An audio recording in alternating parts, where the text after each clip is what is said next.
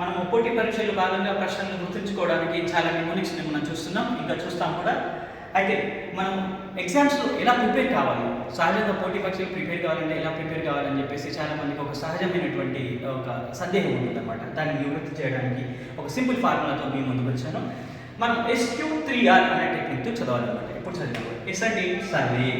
ముందు ఏం చేయాలి, సిలబస్ ఏముంది అనేది పూర్తిగా చూడాలి. మీరు ఏ ఎగ్జామ్కి అపేర్ అయినా కూడా ఆ ఎగ్జామ్కి సంబంధించినటువంటి సిలబస్ని సంపూర్ణంగా చూడాలి. దాన్ని సర్వే అంటారు.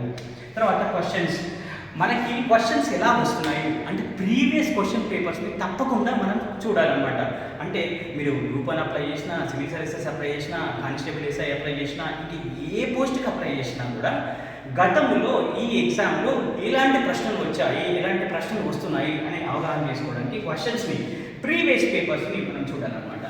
సో వాటిని చదవాలి, తర్వాత రివిజన్ చేయాలి, తర్వాత రీరీడ్ చేయాలన్నమాట. సో ఇది ఒక రకమైనటువంటి టెక్నిక్. దీన్ని మనం చదువుకి అప్లై చేసినప్పుడు సో ముందుగా మళ్ళొకసారి మనం సర్వే చేయాలి, అంటే సిలబస్ని చూడాలి, ప్రీవియస్ క్వశ్చన్ పేపర్ చూడాలి, వాటిని చదవాలి, అవపోసన పట్టాలి, మళ్ళీ మనం చదవాలి అనేటటువంటిది ప్రధానమైనటువంటి అంశం. ప్రిపరేషన్లో భాగంగా ఒక చాప్టర్ని కనుక మనం చదివినప్పుడు, ఒక సబ్జెక్ట్ని కనుక చదివినప్పుడు ఇదే ప్రిన్సిపల్ని మనం వాడచ్చు. దీన్ని కొంచెం మార్చి వాడుకోవాలి. ఎస్ అంటే సర్వే.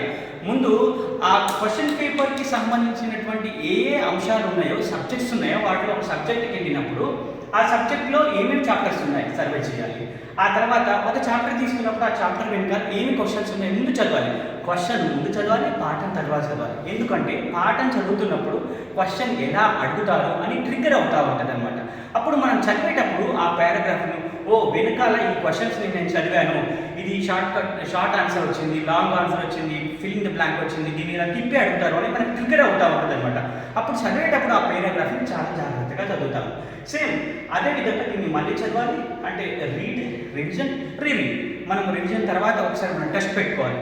మనం అనుకున్నట్టుగా పర్ఫామ్ చేయకపోవచ్చు, అప్పుడు మళ్ళీ చదవాలన్నమాట. సో ఈ విధంగా SQ3R అనేటటువంటి టెక్నిక్ ద్వారా పోటీ పరీక్షలో మీరు విజయం సాధించడానికి అవకాశం ఉంటుంది.